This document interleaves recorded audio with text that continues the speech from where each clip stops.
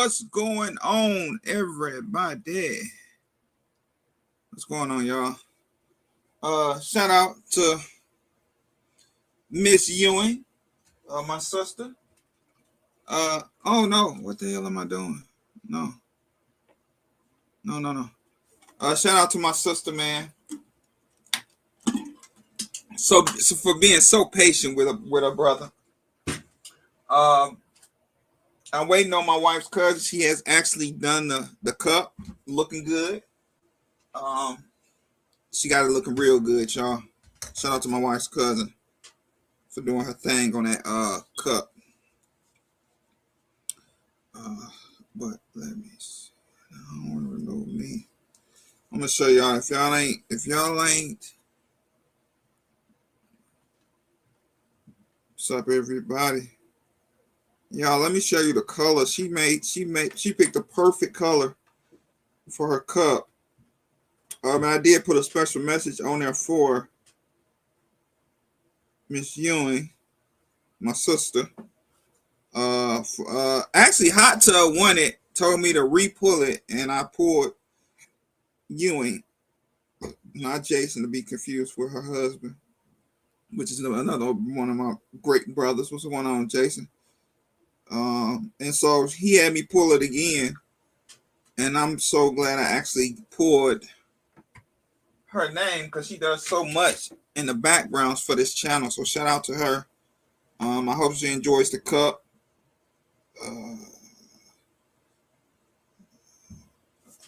And what she does for me in the background. So shout out to her. I just want to give her a special shout out. Where did I? She sent to me an email.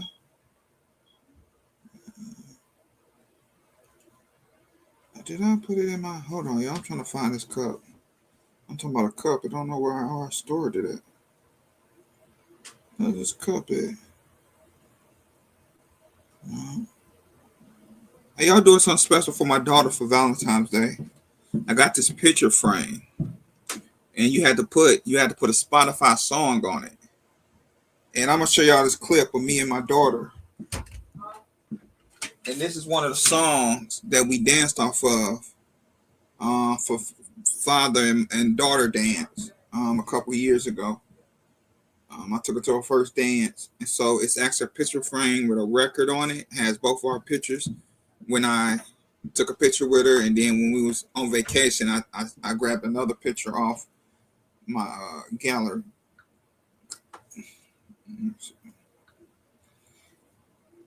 Let me see if I can find this right quick, and then I'm gonna get back to Shayna. And then I got an interesting topic, and I know a lot of y'all, if you have kids and you're in your kid's life and you know anything about discipline, you know you can't stand parents that don't watch their own kids out in public. So we're gonna get into a video that I seen over the week that I thought was interesting. Because a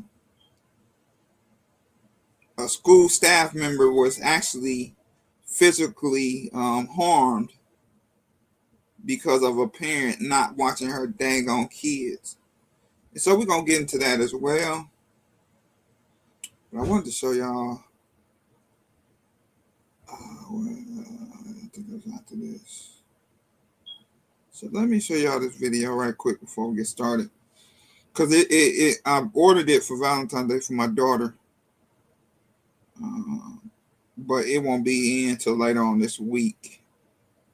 Probably the end of this week sometime.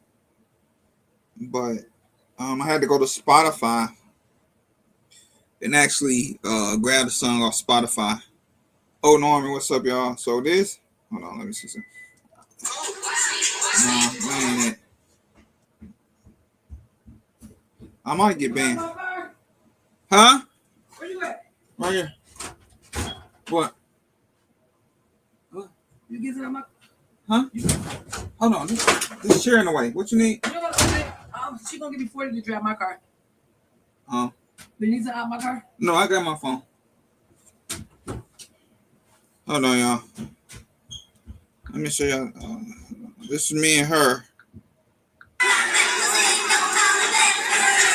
Nah, it ain't that one. I ain't do that one. I did this one. Hold on, y'all. So this is me and my daughter.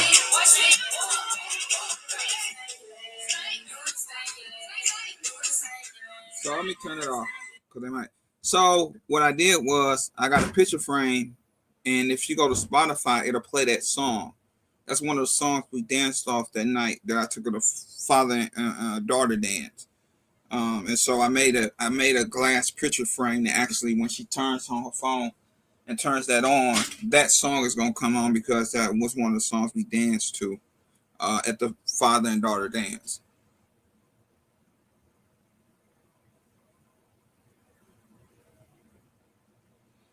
Hold on, what she done said? Yeah, he did do us dirty, didn't he? He did us real dirty.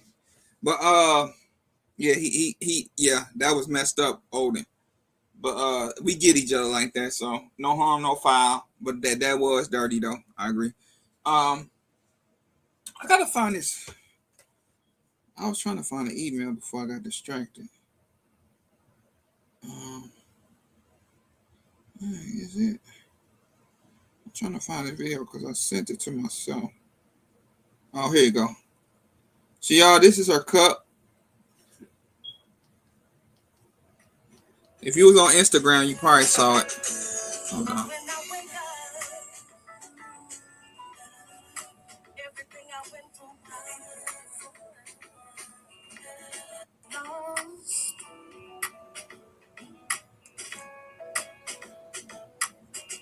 All right, y'all. That lighting, I got terrible lighting down here.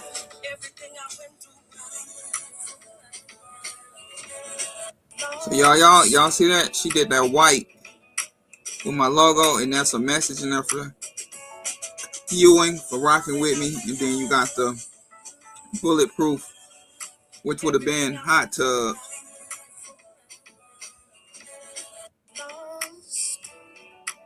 So shout out to her, man. That's what it'll be sent to Ewing. Once I get it, she has completed the cup. I just ain't got it in my hands yet. So once I get it in my hands, I'll be sending it off to a well-deserved young lady that supports your boy Jay Skilly. So I appreciate her and what she does for this channel, and I'm very honored to get her that cup out as soon as I get it in my hands. And so I have one more person that I have to send something off to, which I plan on. I might end up sending his off. I don't know. I'm gonna end up sending his coupler off. I gotta get with him so I can get his address so I can send his stuff off. And I gotta send New York stuff over to Howard J.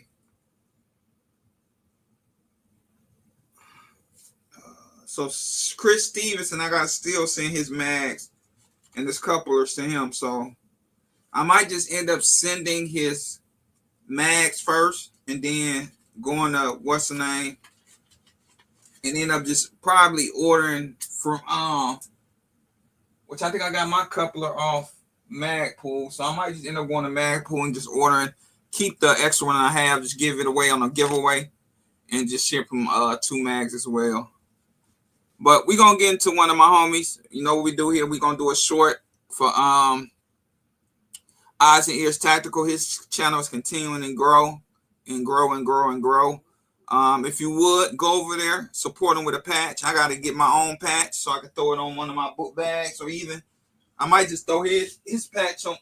Yeah. Ooh, y'all know. I'm gonna mess around and fall. Trying to be stretched Armstrong. I might just throw his on my range bag. Yeah, see? I got a spot for him, so I'm going to get one from him. And I'm going to throw it on my range bag, y'all.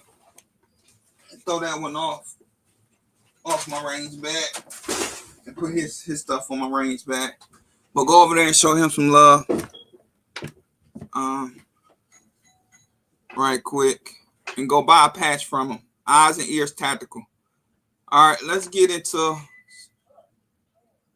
I got some switches on my gun. Okay, guys, I'm back for another edition of Food and Firearms. Oh, shit. Damn, it's hot. Okay. I got some switches on my gun. On several of them. Those switches are automatic fed case. Oh, they are? Oh, yeah. No, I ain't got them. No, I ain't got them at all. No, he got none of them. The punishment of having a Glock switch starts at 10 years in prison. It can go up from there. Oh, at least no. 10. Listen. Listen, mine is called, I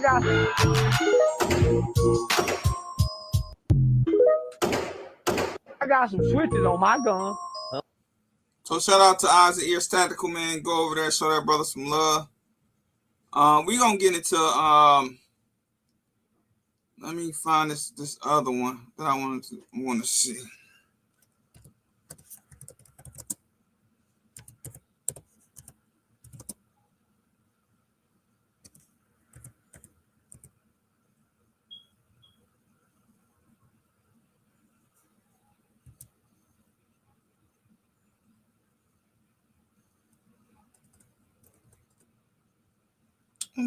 I just was looking at it. Hold on, y'all. Let me find this other one that I'm trying to look up.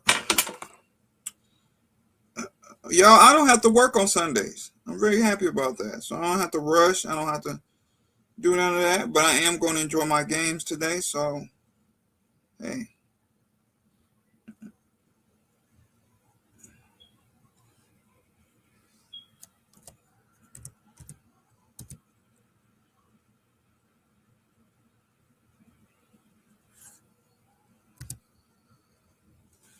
Hold on, y'all.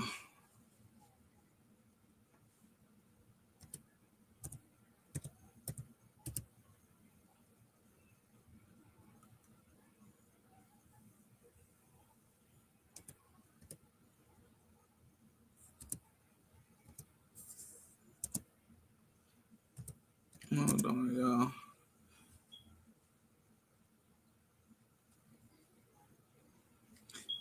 Okay, y'all.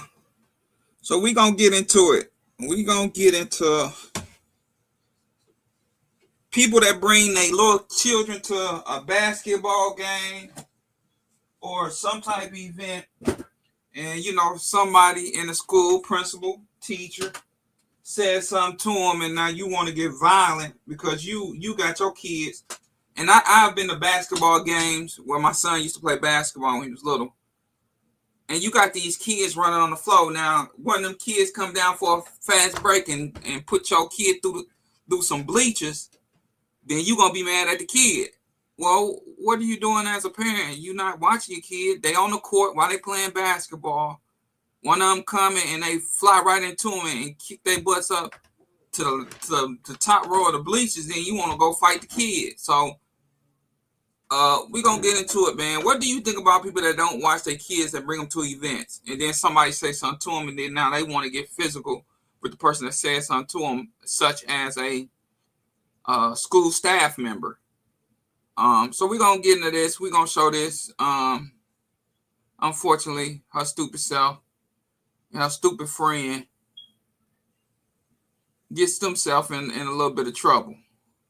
This is how to get in shape fast. For over 40 years, I have dedicated myself to helping people with their Good evening to you, friends. Greg and Liz here with you. We're going to start with the WAFB I-Team exclusive. We know that sometimes emotions can get the best of us, but this is going way too far. Yeah, 2 adults are in jail tonight after police say a parent punched a school principal this week in Plaquemine. It was all captured on school surveillance cameras as our chief investigator, Chris Nakamoto, obtained the video of that assault. You see it here.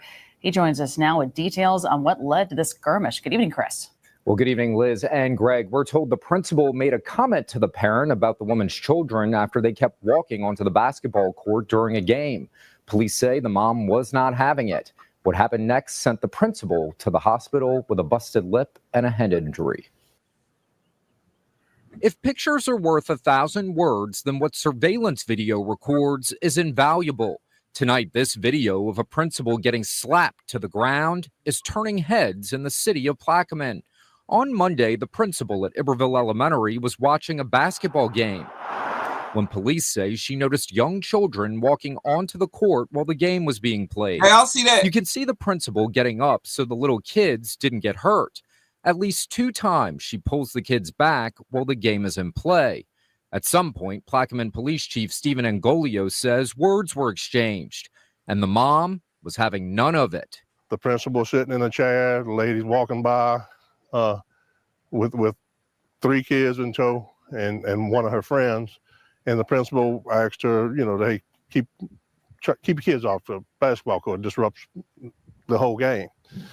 She obviously took offense with that, and you see her move in on the teacher puts her hand up to kind of keep her off, and she just punched her, knocked her out of the chair. Surveillance footage in the school's gym obtained by the WAFBI team shows the parent hit the principal. She's knocked to the ground. This wasn't excitement from the competition.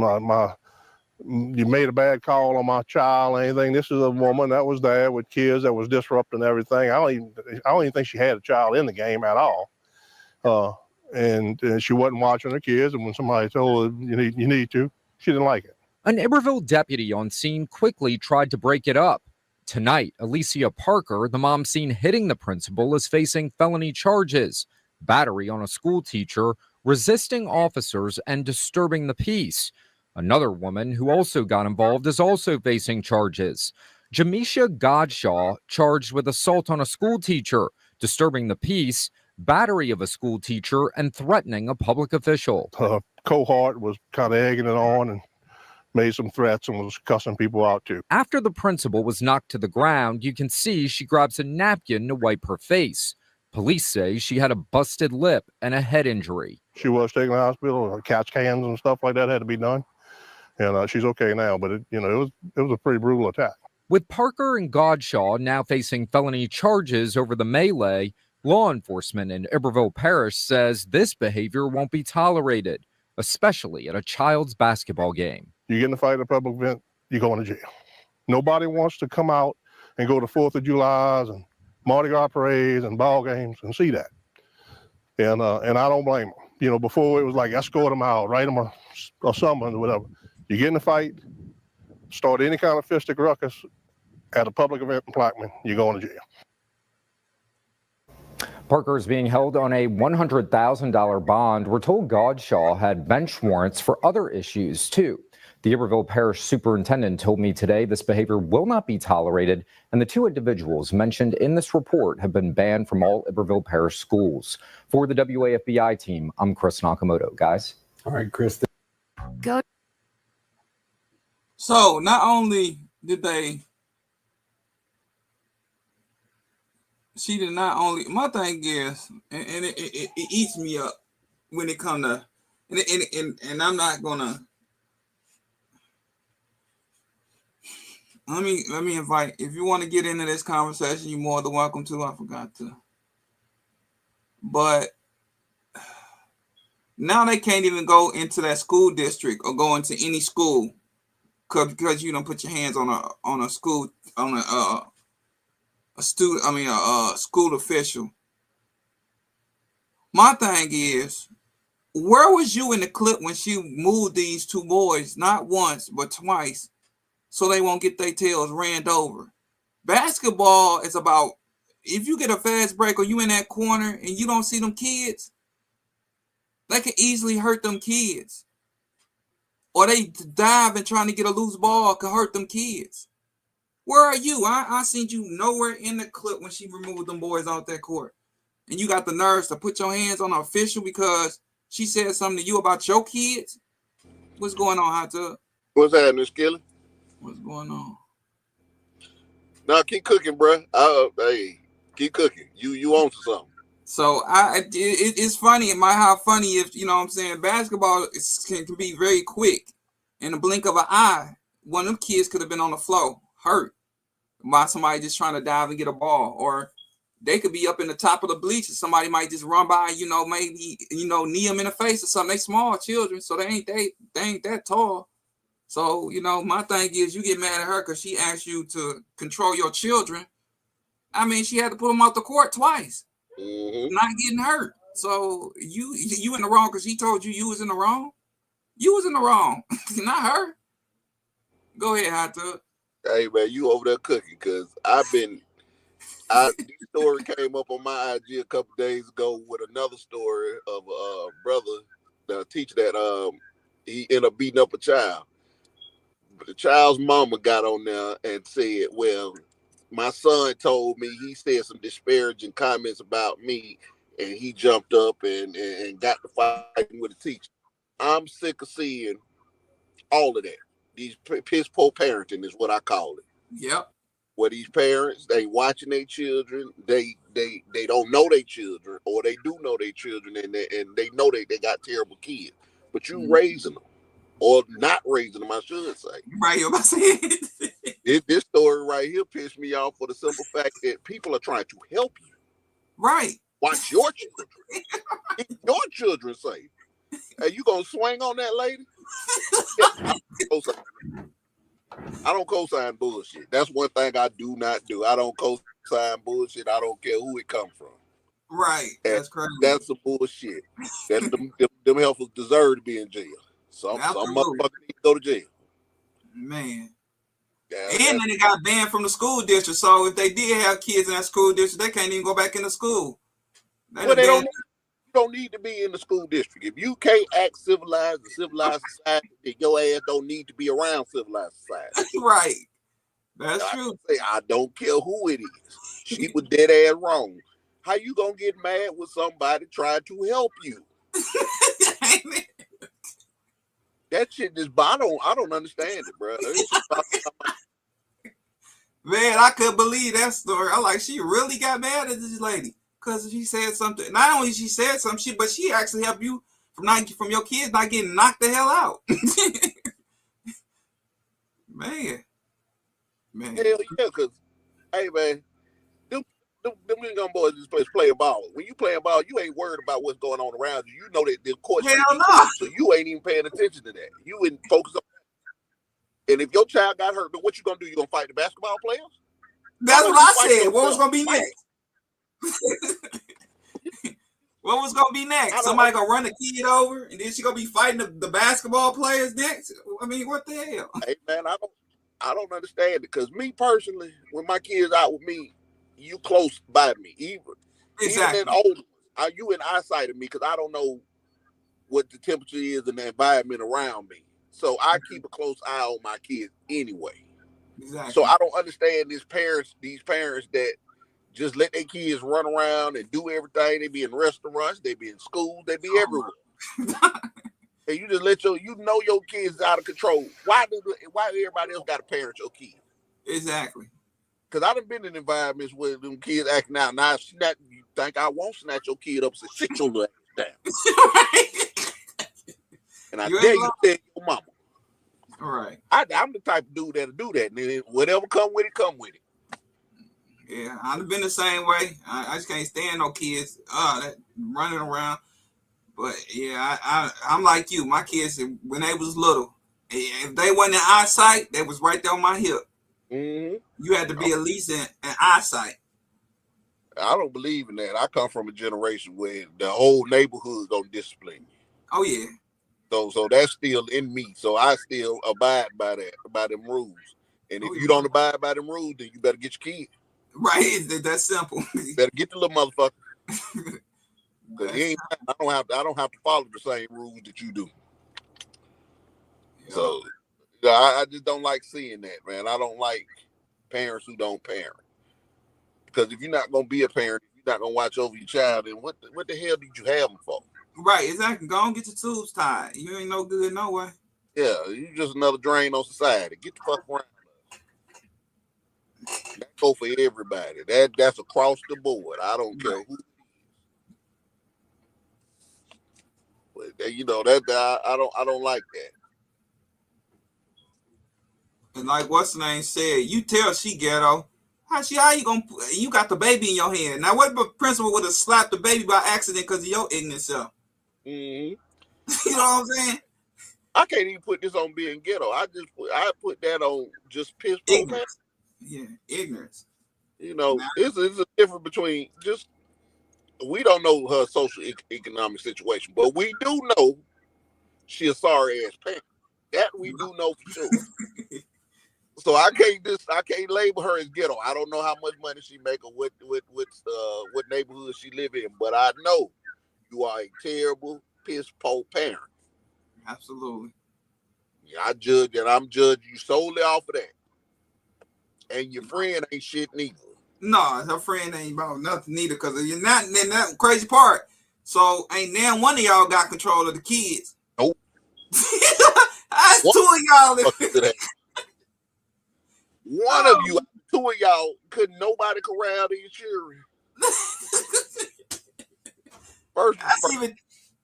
That's even worse. I'm not even gonna go into my dislike of you showing up in public places in your bonnet. I'm gonna put that to the side right now. That's neither here nor there. But neither one, because your friend didn't have sense enough to tell you, hey girls, chill out. Let me you know under control. That ain't your friend.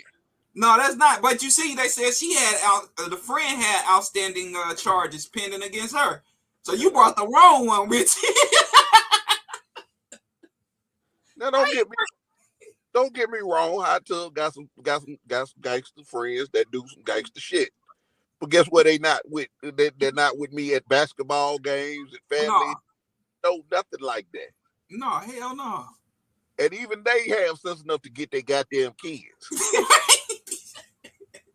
They might be some gangbangers, but they excellent parents. I got to give to them. They got their kids is on the honor roll and everything. You damn right. Gangster shit. So it's not relegated to your social economic. Right. It's you being there. It's you as a parent. Mm-hmm.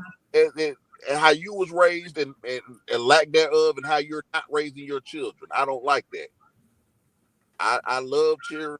I fight for children. I fight for the younger generation. But what I won't do is fight for a piss poor parent. It's my black ass. Right. If you out there bad parent and then out like who I still talking about? If the shoe fit, I'm talking to you.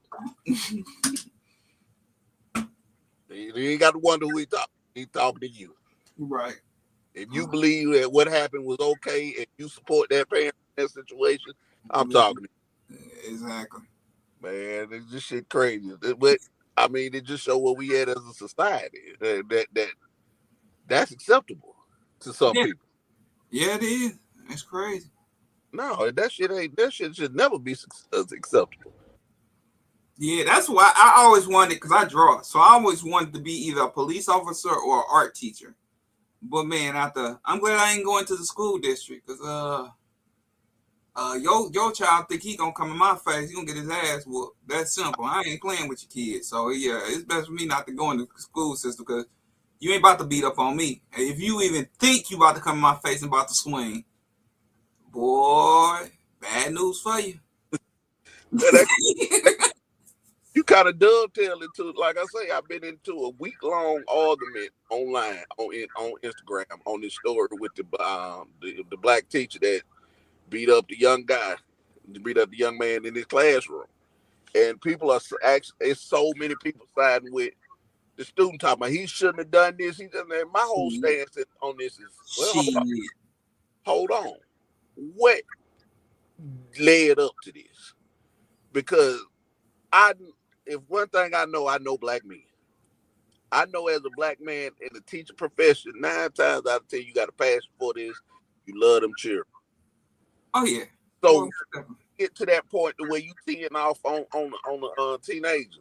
It had to be some words exchanged, and that child had to have been a problem for quite a long time. Mm-hmm. So when I look at this from the lens of a parent, first thing I look at is that, first of all, the mama says she didn't really know the teacher. Well, see, that's a problem right there. That's a problem right there. You speak words out of my mouth. I know every one of my children teachers. Absolutely. Yes. Got my number too, and I tell him every time he get out of line, you give me a call. They got my personal number. Now you're a father, Skillet. Let's take this from a father's point of view. You a father. Mm-hmm. If your child was having problems with a teacher to the point where he felt that he was gonna do something to that teacher, when would you have intervened? That would have been an issue a long time ago that I would have came in and got a meeting with that teacher. We would have had a personal meeting. So when I heard that, my antennas went off. Like, you ain't had no parent-teacher conference with this teacher, that you done met them, talked to them. You don't know what your child doing in this classroom. You the problem. Absolutely. And when she went on TV, because it was on the news, her statement was like, well, my son said that he was making some disparaging comments about me. Sound like your son tried to play the dozens with a grown man and lost. He lost that. Mama joke, and which rightfully so, because you John with me now. I'm gonna pull some mama jokes out. Oh, I'm tearing you up. It ain't no limits. In your live with the jokes. I'm gonna make you want to fight me. Exactly. You don't want to swing. So, as a father, first of all, I teach my children emotional intelligence. You're not finna be out here fighting grown folks. If you feel like you got to fight a grown up, then you need to come get me. Right, absolutely. So the fact that you felt as a child, you felt comfortable enough to get up out your seat and go swing on the teacher. There's some problems in that goddamn household. It is, absolutely. But and too many of us have gotten to this mentality that we can do no wrong. Our children can do no wrong. No, your children ain't shit.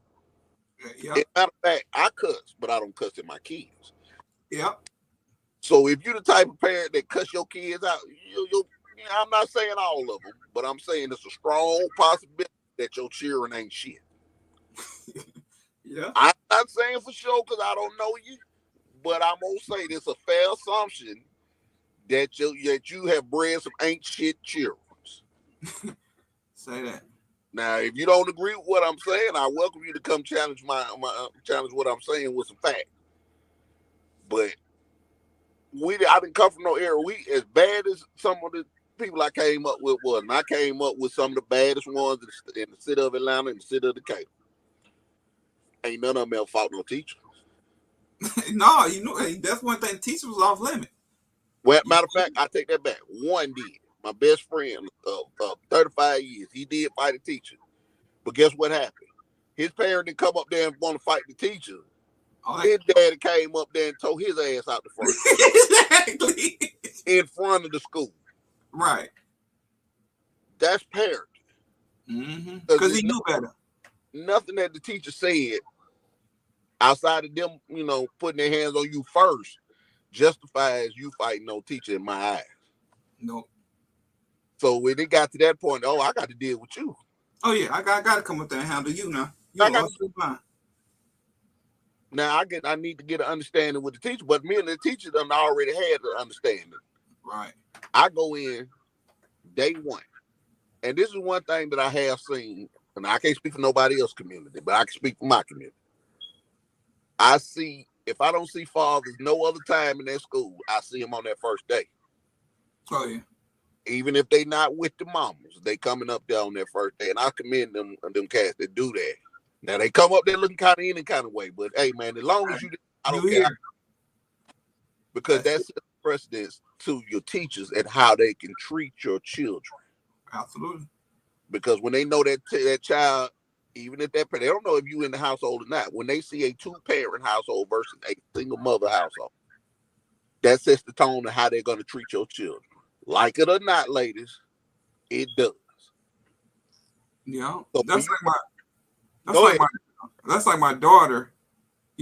My son, he's in high school now. My daughter went to the same middle school that he went to for the 3 years, and we went to parent-teacher conference. And I was like, "Oh, that's her brother?" I said, "Yeah, that's her brother," because he walked in with us. Oh, you got some big shoes to fill because your brother, man, one teacher said I could take him on field trips all day long. He said the other ones I don't know about, but him, oh yeah, he was a good kid. You got some big shoes to fill.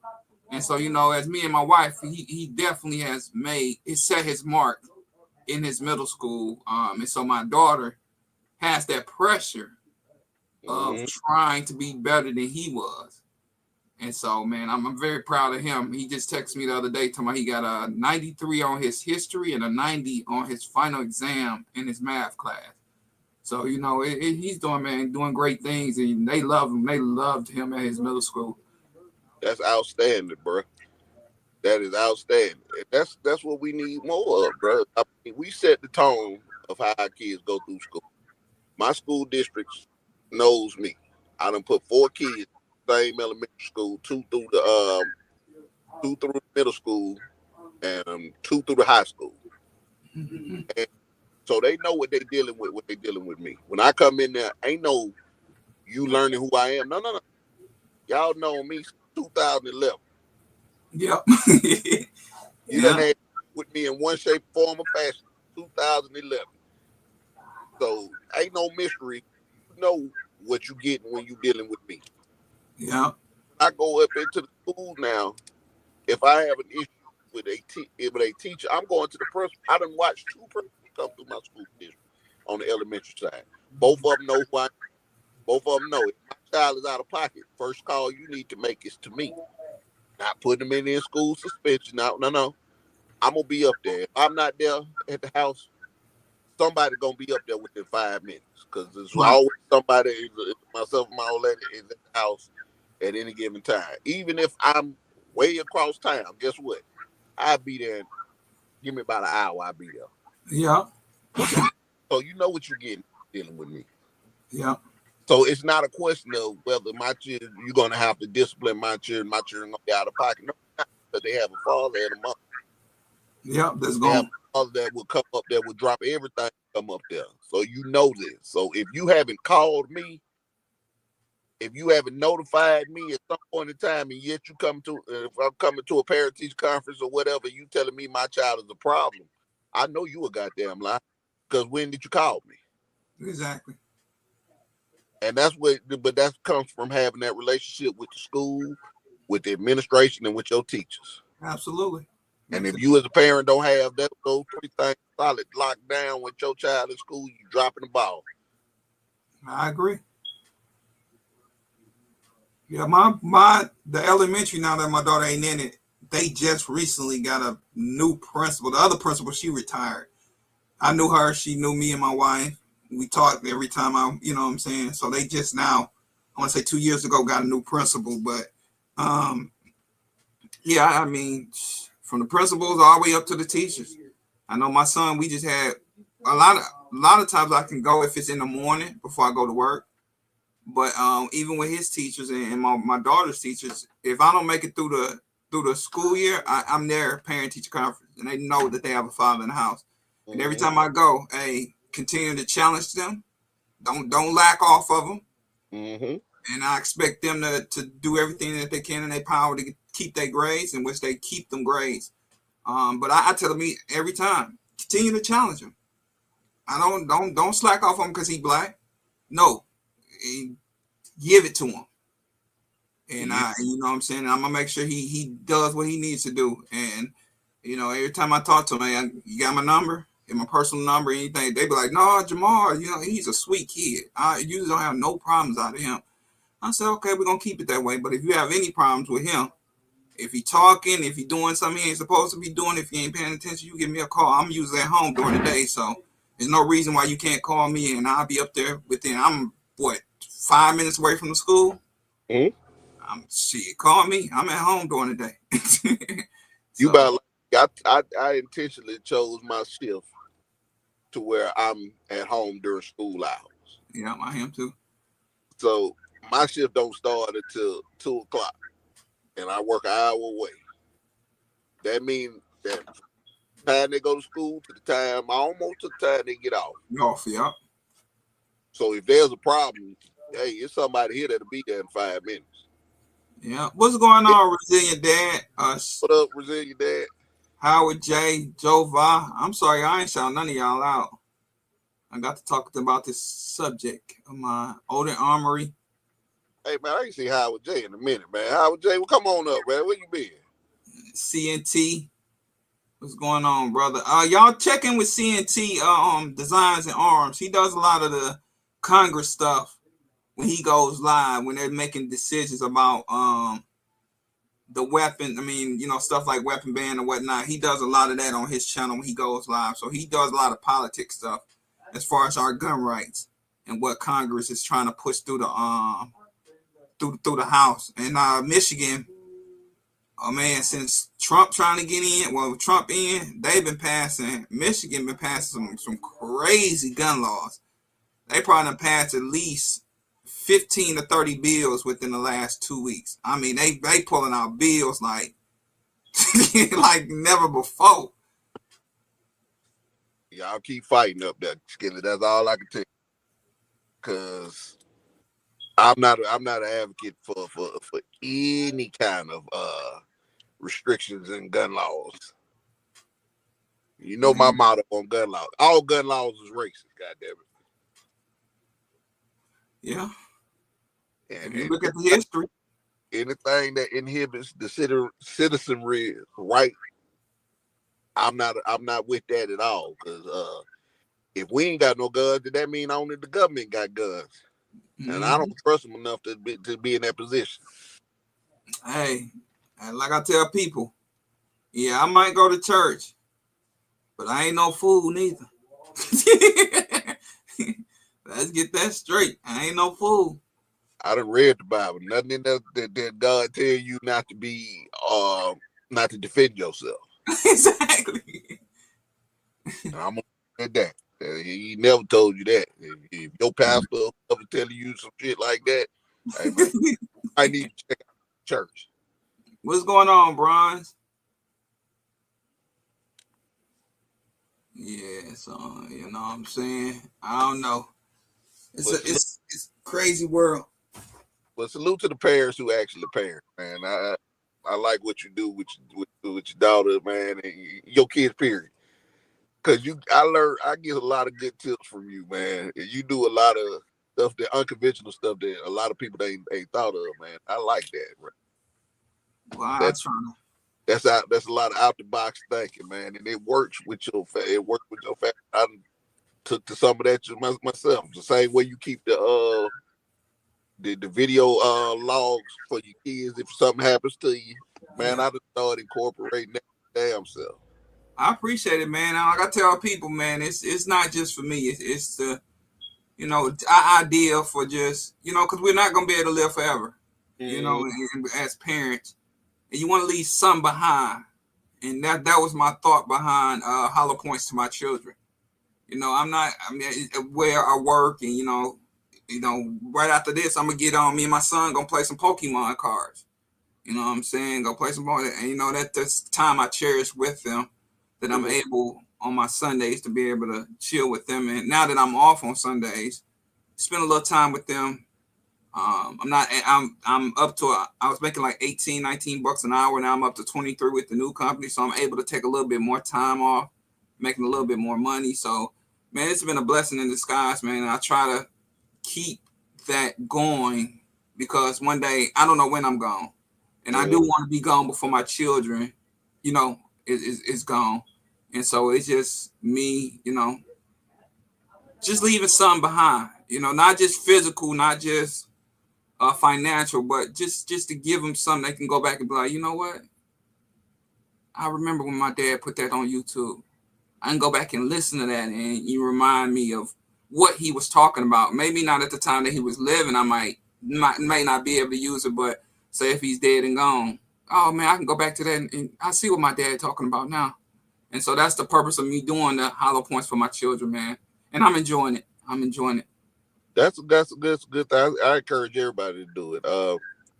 My grandmother went past, and that's who raised me. Majority was my grandmother. My mama, she was here, but she was working most of the time. So I was mostly with my granny. She kept our oral tradition of our family going through me, through my cousin, just sitting us down, telling us stories. But in an age where you can do the same thing and it's preserved forever. Mm-hmm. So I don't upload it. What I'm telling my kids, that's for me and them. That's not for everybody. That's but true. I salute you for being, having the courage to open up and showing the world with it. I agree with it 100%.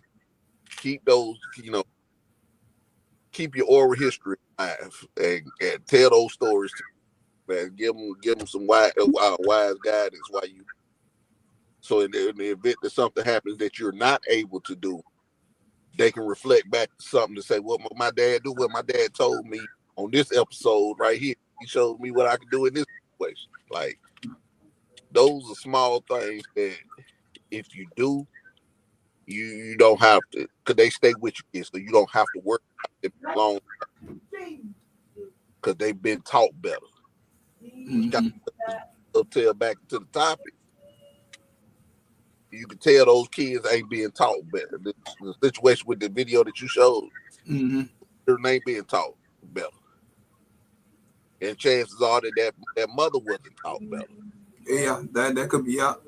You know, people underestimate the generational spiral that a lot of parents get into. Don't know how to raise kids. You wouldn't raise right. You weren't raised, yeah. There's always a story behind something. But at some point, it got to be in you as a say, I'm gonna break this cycle. I ain't gonna raise I didn't like how I was raised, so I'm gonna raise my kids. And that's what encouraged me with my dad. My dad was there, but he wasn't there. And what I mean by that is I've learned how to reflect on my dad. See, my dad wasn't there. He wasn't there for my dad. So my dad had to learn how to be a parent, basically from being raising us at the same time. He's learning how to be a parent. And so with that, you know, my dad didn't tell me he loved me. So that's something that I pulled from my dad. Like, you know what? Every time I drop my kids off at this bus stop, before they get on that bus, I'm going to tell them I love them. That became a part of me because I didn't get that from my dad. And so I make that my mission to tell my kids, I don't care if it's 30 times a day. I love you, son. I even send them a message. Him and my daughter, I send them a brief message. And I tell my daughter, matter of fact, I gotta read it because I send them both something. I try to do it every morning, but I don't do it every morning. I try to do it every morning. Send them a message to remind them of who they are once they leave outside this door. That I'm not going to be there all the time, but this is who you are. I said to my daughter, Amaya, I love you and I'm proud of the strong, beautiful, and intelligent woman you're becoming. Your royalty, wear your crown proudly, adjust it when needed, but never take it off. You're furious, fit, and fabulous. Never grow up, never give up on your dreams. Be the best you can be. Stay amazing. Love your dad. I send that out to her at least every day during the week to remind her of who she is. Because I don't want nobody to tell her who she is without knowing that, you know, my dad said I'm this. I already know that. What can you do? You know, almost like a reinsurance that you are a queen and you should be treated as such. And I'm going to continue to treat you as the queen that you are. And, you know, and I try to keep that in her head. So I sent her that. And a couple of two of my goddaughters, two of my nieces, I send them that as well. Then to my son, I said to my son Jamal, never forget that I love you. I hope you believe in yourself as much as I believe in you. Whenever you feel overwhelmed, remember whose son you are and strengthen your crown. I can't promise to be here for the rest of your life, but I can promise to love you for the rest of mine. You'll always be my prince to my throne. Love your dad. So I try to send it out to them each morning. That they leave my home, just to reassure them that you know who you are. You're a leader, you're a born leader, and you don't stoop down to people that's not doing the right thing. And so that's why I send them that to remind them who they are. Those are morning affirmations. I do that with my sons. I with all my kids. Every one of them that's came up with me has had their own affirmations. With my youngest two, you know, I wake them up before they go out and get on the bus. Each one of them I give them, because they go out at different times. I tell them, you got to open your eyes, open your ears, open your mind, and learn. You are smart, you are blessed, and you can do anything. You're a leader, not a follower, and everything you do it with confidence. That is pretty much the affirmation for my younger two. So when they go out the house, they already get this going in the door. So whatever the world give you, just remember those things. Yeah. And get past anything that you face in that day. And that's how I've always done that. but it sets the tone and the mood for their day. Exactly. And giving them that affirmation, you giving them that positivity before they hit the school and hit all the foolishness that comes with it. You know, you strengthening them. Yeah. So, you know, salute to you for that, man. That's I see a lot of parents that do that now, and hey, man, only one for a long time that did it, but salute to everybody that does give the affirmations out to their kids before they start the day. And if you don't do it, you know, that doesn't make it any, you're not wrong in that like that, but try to see how that's tone for their day. And you know what? It sets a tone because, and like I told you, as soon as he found out what was on his test, he texted me first. So that's showing me that when I send this out to him, he's listening. He's understanding what I'm saying. You know, you're strong. Mm-hmm. You know, you anything that you do, you put your hands on, you do it, and you do it to the 100% of your ability. If you're not going to do it to 100% of your ability, then don't do it at all. Mm-hmm. Shout out to Silverback, man. I see you in the chat. What's going on, Silverback? And so I just, if you don't do it, try it. I mean, it's just for me to reinsure to, you know, and I hope he never gets in trouble, but it's just to reinsure, hey, go back to your phone. What did your daddy send you? You know what I'm saying? Exactly. And so that's the reason why I do that, because I want you to, I'm not going to be there every time you get into something or something comes your way. But you can also go back and look in that phone, like you go look at YouTube, and you can go remind yourself that you are somebody. You got somebody that's proud of you. Got somebody that is looking for you to be successful and looking forward to you grow as a man. And that's what I'm here for. And then even with my daughter, just to show her, you know, you don't have to deal with knuckleheads. If they're not going to treat you right, they can hit the door. And that's more for her when I send her that. You know, don't take off your crown. Just adjust your crown to whoever you run into that day. Adjust it accordingly. What's going on? Yee. How y'all living, family? Happy Sunday. How that Bay Area life is gorgeous. Can y'all hear me? Yeah, we can hear you. Yeah, we hear you. Solid. Y'all reading 5x5 too. Look, this is perfect timing. And you know, it's been you know what? It's probably 2 or 3 weeks, you know, me and Tack, we ain't really synced yet. Especially with the new year. It's been a minute. But you know, I reached out to you, you know, during that Christmas time and everything. But you know how that stuff moves. So, you know, it's all love, my brother. Man, I'm glad you're still thriving and growing. And Hot Tub, you know, we normally, man, I was just thinking about this time last year and thinking about the other channels and stuff I will always see everybody at and everybody coming together. And I'm like, damn, man, time done change, ain't it? And stuff done change. People done, you know, they've been moving with life, right? But they still connected. So I just wanted to pop in and let y'all know it's still a community over here, especially in the Bay. We got y'all. And when it comes to these kids, man, these children, man, look, I'm raising little ARD to know they're going to be in the generation where you might have to be the leader just to inspire other people because of how they might have been raised, especially during our times right now. So I keep that in mind. I'm not expecting the world of them. I'm expecting them to really carry out what they're supposed to do, you know. And sometimes in your journey, what your parents told you to do is different from what God called you to do, right?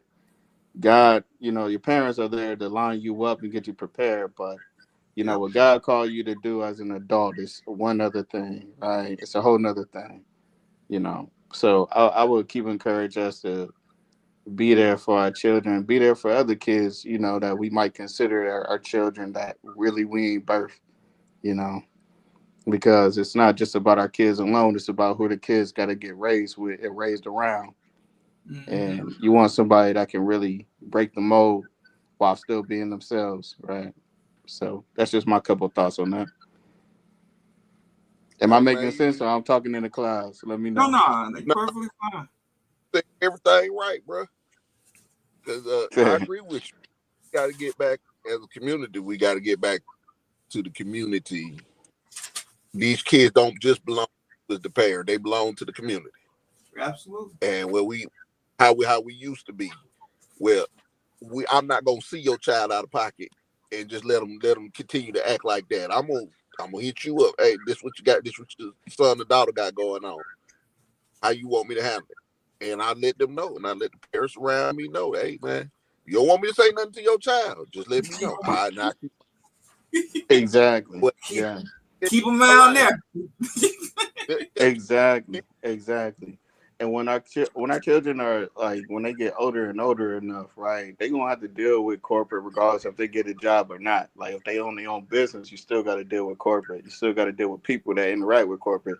There's no way to avoid this stuff if you're really gonna exist in this world. But my thing is, it's a way that you carry yourself that you always have favor, right?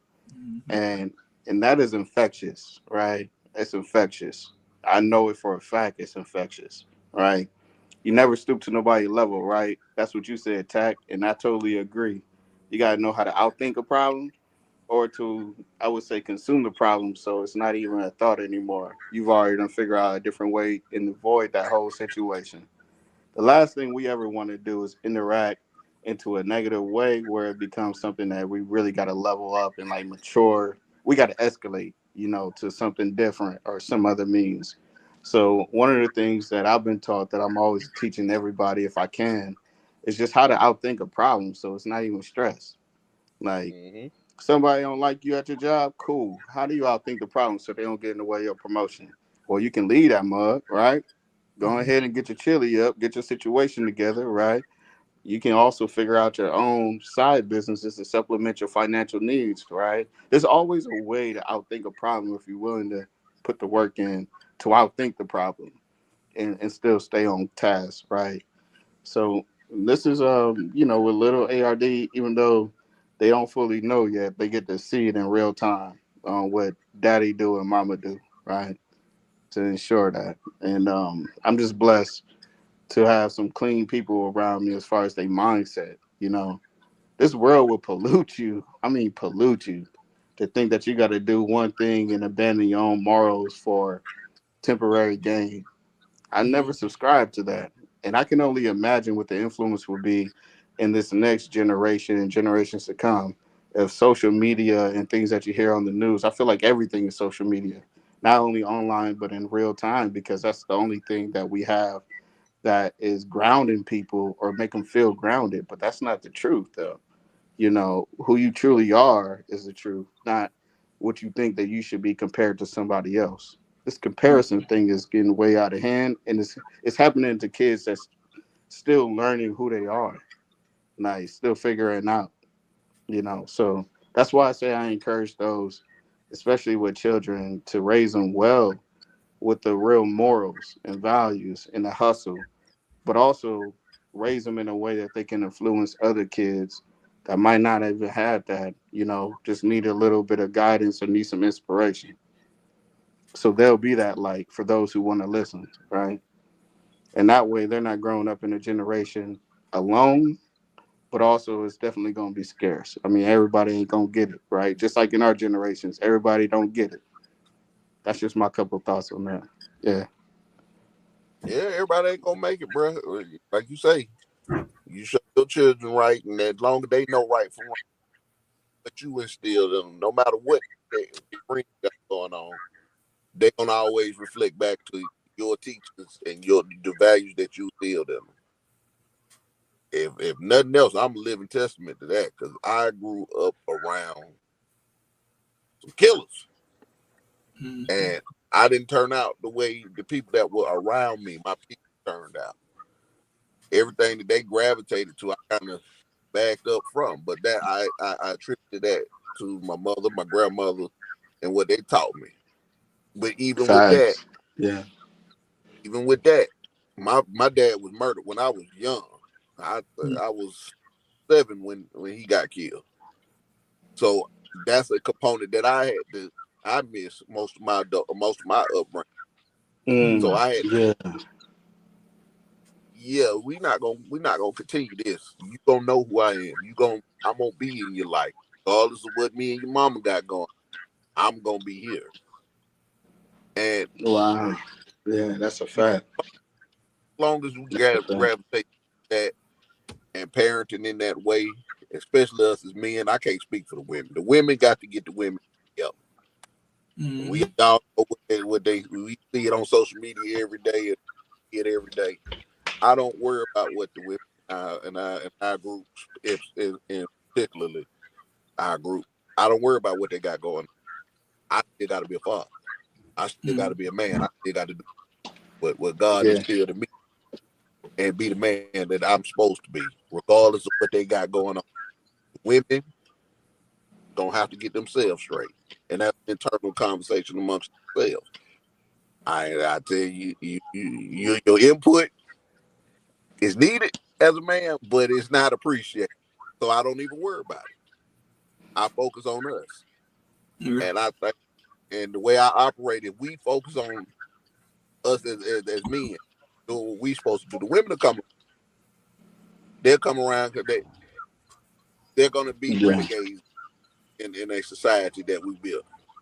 Yeah, and that's one thing. So even with my wife and I, right, we come from, and I'll give you just, just a hit on that. It's one of those things where, I mean, I can even tell you my businesses and all that stuff and, success at corporate, I guess, if you want to call it success. Certain things you don't need input on, right? Some things you just got to live and die on that shield because so many people want to put input on just to say they did it versus, actually having value, right, to the deliverable or the output of it. For my wife and I, she already knows she's essential, right, to our functioning. But there's certain things I tell her you got the right, you ain't gotta, fully take my input. But there's certain things too. I'm like, like I said, I don't really need input on this because this is that. And when we gotta function literally in execution mode. So when we're execution mode, we can't really play games, right? We can't really consider what's the best tactic and all that. Pre-planning definitely helps. But if you know how to execute, you know how to execute, right? And you can't think in the execution on how to consider everybody else's thoughts. And it's been successful, but also there's been learning curves too with that. So you just refine it. And I think it's a two-way street, regardless if you're working in business, if you got a job, or if you're trying to build your own family and relationships. Everybody advice is good, but it's not essential. But who you are to me is essential. But your advice all the time isn't essential, just like mine, right? At least that's my thoughts on that. Am I making sense on that? No, you on it, bro. Yeah. I'm on the same lines as you, bro. I value your opinion, but it ain't always. Sure. You're still an essential person to me, but right now we know we got to do when God tell you to do that. It's time to do that. The implications of it all, yeah. All right, we'll understand that, but it'll never turn out to be that. And if it does, here we go with this, that, and the third. We'll figure that out, right? Because we already got those insurances involved. But certain things you can't take too much input on if you've already done studied and connected to the source, aka God. And this is what that independent thinking is all about too. That it's a fine line for kids when we're trying to teach kids on how to be independent thinkers. All right. Because everybody wants to go with groupthink, right? Or who has the biggest voice. Man, most of the time that I've learned, the biggest voice doesn't have the biggest bag or actually the biggest resource or biggest wisdom of it all. Normally, the people that are a little bit more quiet and study and figure things out and know how to act, those are the people that have influence without being the biggest voice because they're more tactical and they have more personable relationships with people too. So that's just my thought on that. I kind of get what you're saying, but to add on to that, kind of caveat off of that, because I do have a y'all know how I am. I'm a personality, but one thing I am is humble enough to listen to wise counsel, and that came with time because it was a time in my life. What you saying? I'm gonna do what I'm gonna do. Now, as I gotten older, especially last 15, 20 years, I learned to, hey man, pump your brakes and listen to what somebody else got to say. Even if I'm argue with Roadblock and everybody, It's times that I say I'm not gonna be moved on this, and certain scenarios I'm not gonna be moved on, but I am willing to listen, and that's one thing I do encourage us all as men is be and women. I'm not just relegating this to men, but we need to listen to other people's point of view because sometimes, Oh yeah, I know a lot of shit, but I don't claim to be right all the time. right. Yeah, and I know you didn't take that me saying don't listen to other people's opinion. I'm saying you should, trust in your own internal voice, or I call God, to know when you should listen to others and when to take advice and when not to, right? Because I'm pretty sure we all had situations where it sounded like the best opinion, but you ain't listen to that mug and you're glad that you did. You listen to it, but you ain't act on it. Let's say that. I'm gonna be honest with you. And it's like, how do you teach the next generation, and when everybody got even more of an opinion, especially through social media? You see, I'm bringing it back around, and it's like, man, how do you actually show them the way and let them like learn the way too for their generation, right? Everybody got a bigger voice now. Us as adults, like they got a bigger voice now than we've ever seen before, just because of social media, right? And then also just the way the world is moving right now. And I'm not saying nobody's opinion is invalid, right?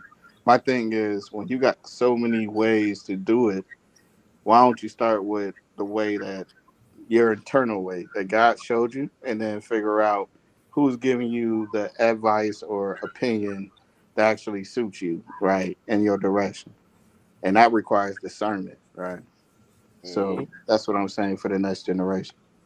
Am I making sense? I'm not trying to get all philosophical, right? No, you take it church, bro. You said exactly what needs to be said. That spirit of discernment, and that comes with for some people that comes with time. But if, like you say, if you instill in your children at a young age, right from wrong, and what to do, what not to do, how to lead, and not follow behind trends in the crowd, as long as you give them that as their foundation, no matter what the world brings up against them, no matter whose opinion they coming up against, they're gonna always fall back on their foundation that you set for You're right. them. If you set Yeah. that for them. Yeah, agree. No matter what clout they got, right? Because I feel like in their generation, clout gonna be bigger than actual resource. I can't take clout to the bank though, but I can take relationships to the bank. I can't take clout to the bank though. My relationship with the bank is greater than any clout. That's just a fact. But as long as you've taught, they know what's right and what's wrong. They'll develop that spirit of discernment, and it'll be where it's supposed to be because of what you put. That's I don't too worry about that. I know once my kids go out the door, I'm not that type. I'm not that parent that's gonna intervene in every situation. I got to let you go through your bumps and bruises in life. If I come in every battle for you, you're not gonna know how to handle certain situations if I'm not around. But just know if you fall too far. It's okay to stumble. It's okay if you fall sometimes. But you can't be there to cushion everything now. You already insulated because you in my house. I'm your daddy. You already insulated. But I got to make sure you get that experience, right? Whatever that experience is supposed to be, right? Yeah, you might have to lick your wounds real quick, right? But that don't mean I don't love you any less. That's one of them situations that I go all the time. And I tell her, look, that ain't your battle. Yeah. Let him figure that out. Let them children figure that out amongst themselves. Let them, because if you coming in and stepping in and playing referee and putting your finger on the scale every time something happens, he's not gonna know how to handle this situation when he's on his own. Let him grow. You're gonna make them numb to what? Conflict resolution. There it is. Yeah. I like how you said good way of dressing up what I'm saying and making it sound. Yeah. I appreciate that. I like that. Yeah, But yeah, conflict resolution, that's for a fact though. You know, you can't get in the way of people learning conflict resolution, especially kids. You know, there's certain ways to do it. Right? We ain't bringing, bull stuff to the game, right? But at the same time, this is, a little schoolyard, whatever, in class, whatever it gotta be. We can figure that out. And you should mm-hmm. lead that, right? I got faith in you. I know I'm proud of you enough to know you can do that. But of course, if Exactly. it escalates and all that stuff, that's a whole nother. We don't even think about that because that's already handled. But the real value is how many people really know conflict resolution, like, and then not getting so much in their feelings and know how to manage their feelings if they win or lose the conflict resolution. And that's all through formal means of communication, right? You know, but it takes patience, though. Yeah. And a Man, lot so of people get in their feelings too much. They want to bring old stuff. At my last job, right? You got adults that act like that. At my last job, they did, and I ain't gonna let this shit happen. You know what I mean? for them It's people don't like, yo, it's not even like that here. You brought that last job to this situation. It's kind of like a relationship. Like, it's like so don't promote that for kids, though. What I'm saying is, they don't have to bring that energy. Oh, my bad. Go ahead. no, you good. That goes on the line of teaching. That kind of touches on what I was telling Skilly earlier with the other situation with the young man that jumped on his teacher. When I saw that, that let me know one thing out that whole video that I watched. That young man didn't have emotional intelligence, and his mama wasn't teaching him that. For him to take, and I kind of bringing it back to what the topic of the show is, for him to think that that was okay for you to run up, no matter what that teacher said about your mom. And I'm not condoning what the teacher said either.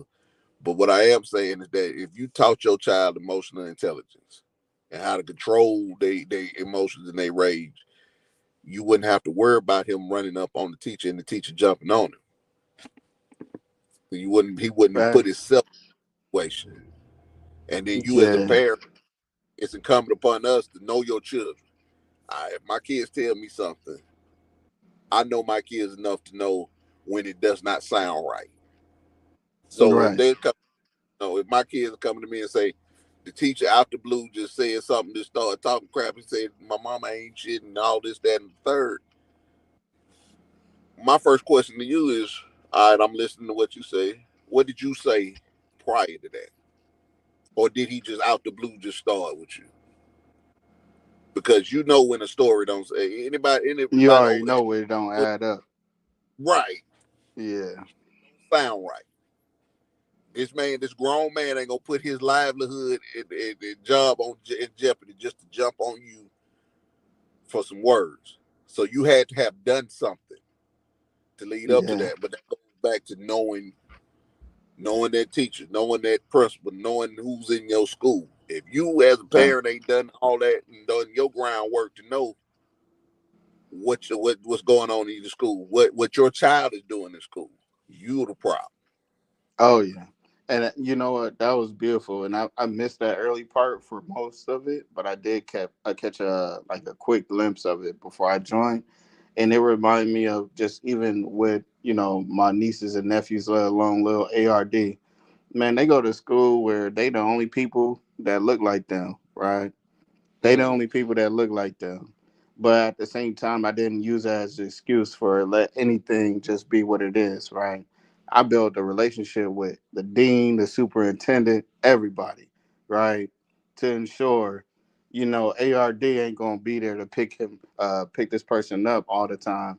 But I am there to well, actually, I prepare, so I'm not even gonna lie. I do drop little ARD off and pick them up and all that stuff, and I volunteer too. But before that, man, I had like a 3 week ongoing situation with everybody that work at the school.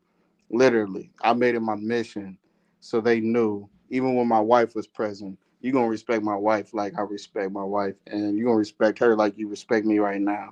And it Absolutely. took a little work. It didn't require me forcing nobody hand. They just wanted to see somebody present and consistent. And that's just what it was, right? So a lot of times the school would reach out to me if there was anything. And when little ARD, she, excuse me, little ARD, um, told me, yeah, somebody's pushing me at school. I was like, so what did you do? And, my first thing is like, I'm not about to tell them, because they box with me and stuff and all this stuff. They know how to form their hands and all this stuff. So I'm like, my first thing ain't like, if they push you, push them back. Nah, that wasn't my first thing at that age, because I knew at that age, if I say that, then they really gonna be, on that type of time, because I just know who they are. They gonna be on that type of time. But also, I said, how do we escalate? Did you escalate? And I know it's a big word for kids, but when I say escalate, I explain it in a way. Oh, did you tell this person? Did you tell this person? Did you tell this person? I use names because I want you to escalate, right? Because it's going to show me too what's going on.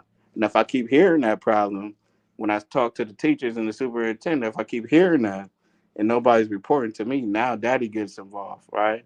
Now I really can, do what I'm great at. But I had to show them there's other ways to escalate. So when the second time happened, I was like, all right, that's too many. All right. And the people, the teachers and everybody, this is an example, right? Maybe hypothetical, maybe allegedly, I don't know. I already knew the parents, right? That, little ARD was speaking of. I knew them. Like we met. Wife invited us over for wine, all types of stuff, right? So I already knew. I just wanted to make sure. I was like, hey, we good on this, or what's going on? I was like, because I want to know, why is little ARD speaking like this all the time and saying this one name? I was like, are we good? You know? And I'm talking to the father, right? Outside of school, outside of everything, because we casually, sing. I'm like, we good? And he was telling me, he was like, yeah, we're good. I remember he told me one time, I don't know if she's telling the truth or not. I was like, you know what? This is what we're going to do. We're going to get down to the source of it. And he was like, yeah, I would love to get to the source of it because I want to know that about my kid too. Find out it was half and half, right? Little ARD was telling the truth, and the little boy over there was telling the truth too. And I was just like, man, if I would have just been on some, real person stuff, I would have been firing off on all of y'all, right? But because I had to learn that, man, we ain't never had no problem. And actually, every time they work on the STEM project, man, they win together. And ain't no problems. You dig? And I was just like, man, just imagine that emotional IQ though, because I could have really took off, right? I could have really been on some savage time, but it wasn't that case though. Actually, it was, I would say, you get miscommunication between everything. And I thought that was a beautiful opportunity for both they kid and our kid to learn, how to resolve issues, even though they don't even like somebody. Like, I thought that was cool. I was like, if these kids can learn it, I know we can learn it as adults, right? I don't know. I'll be honest with you. That you handled that the right way. I probably would have done something a little different. Nah. I mean, I was ready to take off. I don't play, right? And I knew he wouldn't have played either if I would have had to take off. So I was just like, that's why I built it early before, though, because you don't know who you're going to have a situation with or a conversation with. Not even a situation, a conversation with. So I'm glad that I knew him, he knew me. And I was like, let me follow up with you right quick on something, and that was all cool. And I'm just like, all right. I never heard no other issue since then, right? And I'm just like, for sure, because I'm like, come on, man. We're not playing no games. Because if that was the opposite foot and your kid was complaining about little ARD, you did, like, that would be a different situation, right? So I showed him how to be cordial too. And sometimes people don't have that patience to do it. I thank God that he gave me the wisdom to do it, because my immediate thought was just like everybody else. Hey, it's time to take off. But after that, it was like, man, does that even solve anything? So let's think through the problem. It doesn't. I had not the It same does solve situation. one thing and show them not to mess with you, but they're gonna still keep doing it if they see that, man, you got one on them, right? They gonna keep doing it. I mean, suckers gonna be suckers if you a true sucker, right? That's just what it is. But it was I totally opposite, you know. I understood more before I had to take off, right? It didn't even require me to do so. And actually I got more respect. Lil ARD got great respect, and everybody else got respect for everybody on how we handled that situation. That was just a little thing too. But I use that as an example of just EIQ and just teaching your kids about awareness and discernment. It shows through the actions. You can't really just preach about it. You can't read a Bible verse and all this stuff, think you planting seeds about it. You got to really go through the whole steps. Because oh for me yeah, and mine, I'm normally not that patient. I'm truly not. But I had to learn that patience, right? If I can be patient with other things, I definitely have to be patient with this because I know what the goal is and I know what the results are if it doesn't, like if I got to take it another way. I know what the consequences are, right? you've So it exhausted was all your just, pride to yeah, go into that. exactly, exactly. With all the evidence too, right? You got to have the evidence that everything's Got exhausted. got When that way you justify it. Some people don't. Some people got the luxury of not having all the evidence and the steps, right? Excuse me. Am I making sense? Am I tracking with y'all? tell you understood. What's understood don't have to be said. We all understand. Yeah, that's a fact. Sometimes you got to build the evidence just in case, right? Because when it's time to crash out, you ain't even crashing out. You just making a further investment into something and protecting your own assets. So that's my range of dealing, and that was one of my examples. But I just had to make sure, man. But if those relationships, when you build them early, and even though people don't look like you, man, I would expect everybody to have a heart. I would expect everybody to at least have sense of, if you don't have compassion for somebody else that don't look like you or not in your tax bracket or whatever the qualifier is, right? I would still expect you to have a heart because when you're no longer around and your loved ones are going through this without you, would you expect people to treat them that way too? Hmm. You know, that's just my thought. Yeah, I land my plane on that one. I kind of had a not a similar situation, but my oldest son, when my oldest son had a run in with a kid that kept just at him. I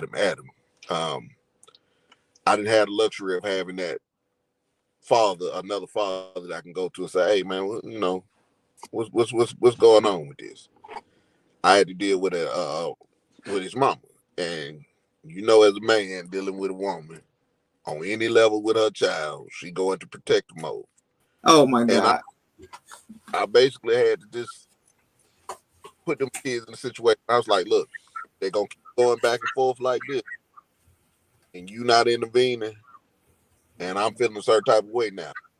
I went and got some boxing gloves, gave my son a pair, gave her son a pair, and let them box it out. However it go, it's done right here. And they end up boxing it out, and it didn't go the way that mom wanted it to go. But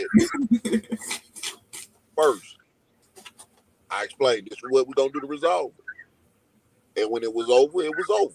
And I told everybody that was out there, and all their little peers that gathered around, I don't want to hear it no more. It's done. They fought it out. Well, whoever right, wrong, and different, leave it alone.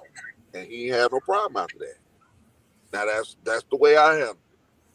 I like your way a little better, but we in a situation I don't have another peer of mine to deal with. The way I can go to that father and say, "Hey, man, we need to come to some kind of resolution with these kids." I prefer that. Yes, sir. I don't like dealing with other people's mamas.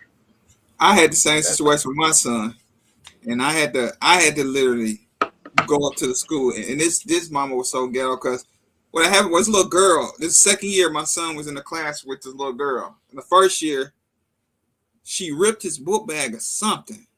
So my wife was like, okay, well, we're going to leave it alone. So the following year, my son messed around, took a Pokemon. My wife told him, don't take that poster up out of here. It was one of the little Pokemon, some poster.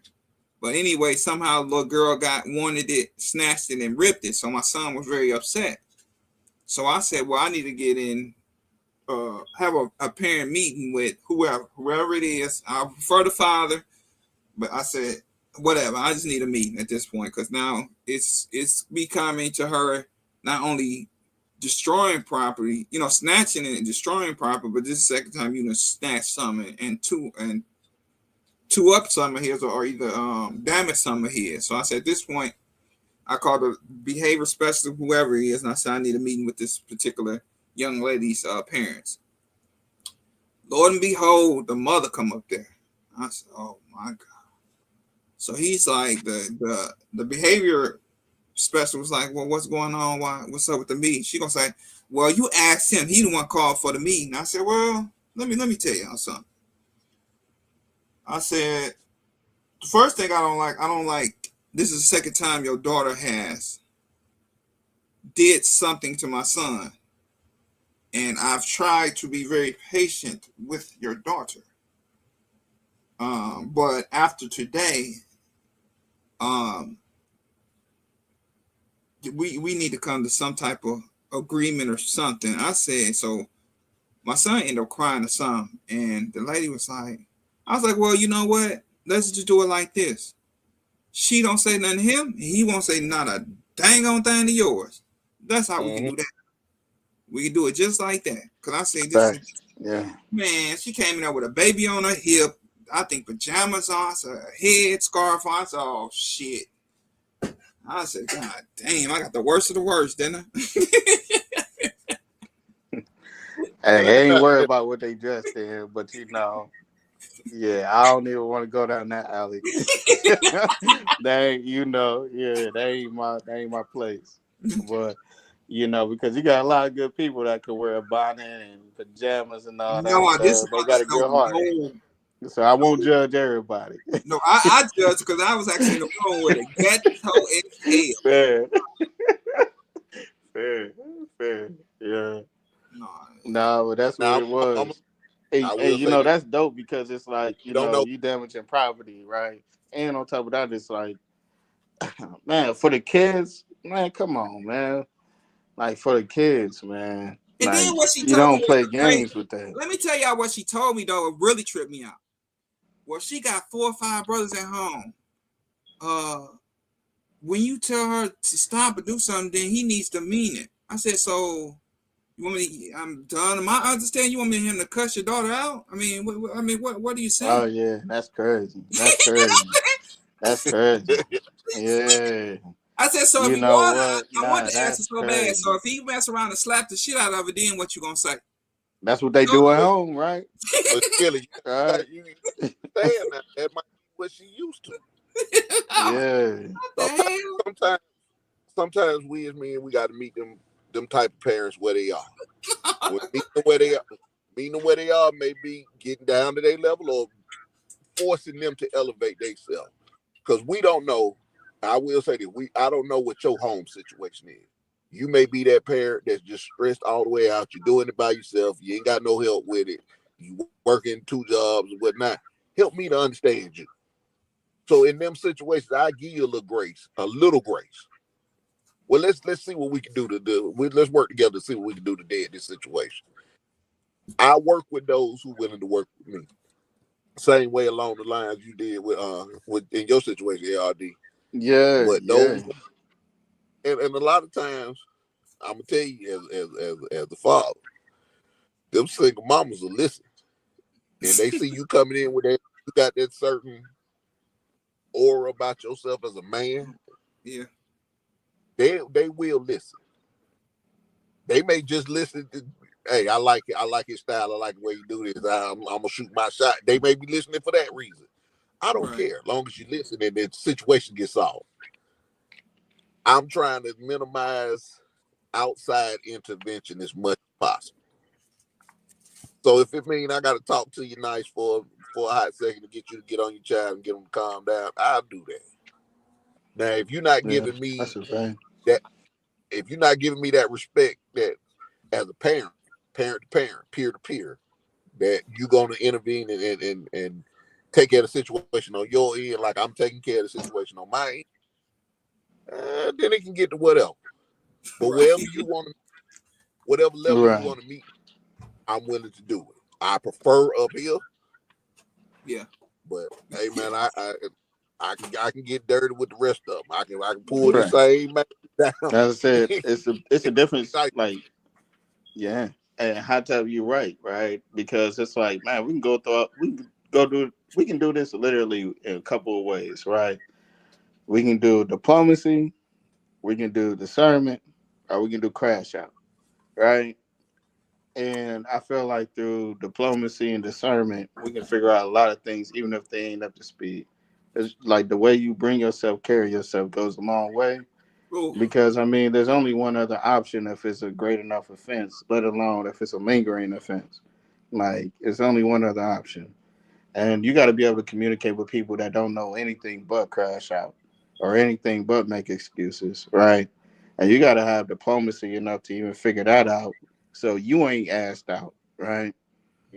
I feel like the crash outs, and no disrespect, but crash outs, I mean, what do you have to lose, right? That it's very People got it's kids and they crash outs. People it's got, very few you know, crash out. a lot of people, yeah. It's very few true crash outs. Most people Yeah. They tend to, woofing. You know, they yeah, woofing. they wolf Yeah. tickets, exactly. Yeah. So when they know that you, hey man, I'm everything you about, I'm just not there at that particular point where you're at in your life. I'm no longer there, yeah. but I'm well accustomed to where you are. So I'd rather deal with this in a way that both of us walk out of here to the Oh good. yeah, we walk out better. Like, not even Yeah, worse. We walk out better, right? I saw no major in disrespect. Yeah. I try to meet everybody with a level of respect, man. I don't care I'm where about to you say, at. If you come in there with bonnet and pajamas and your ass hanging out, that's where you are. I'm still not gonna disrespect you initially. I'm gonna come at you as respectful as I possibly can, and hopefully that you'll see that about me. Now I But if I might have join you in the car though once I get up out of there. I might definitely be like, damn. But ain't nothing to your face though, you know, because right, we know what we're here for. you I would want your check. expect, especially with our kids, you here to see your kid win. I'm here to see my kid win. Like, we Yeah, on the same team. But a lot of people don't understand it that way, you know. Well, like not I a lot of say, people, just some people, right? Don't. so, yeah, you got to crash out, but most people ain't crashing. Most people have something to lose. yeah. Most crash outs, true crash outs, don't even be at school for their Nah, kids. they time for so the fact that you showed up, show a Yeah, level that give a damn to a certain degree. Yeah. Now I just yeah, got to find some kind of ground with you. exactly. So everybody ain't based on crash out.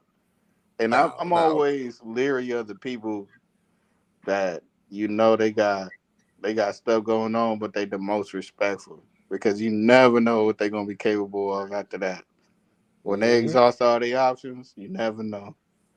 All right. And Even I'm not before, speaking to me as an example, right? I ain't with the crash out business, right? I'm with a certain other business, and we don't crash out, right? We crash in, allegedly, right?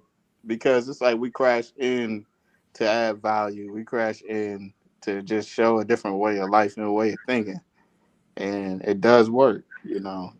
It does, but um, yeah. I can only imagine what our kids going to experience, you know, in their generations as adults, let alone as kids. And that's why we want to keep this community of love, positivity. I know it sounds like kumbaya, but it ain't.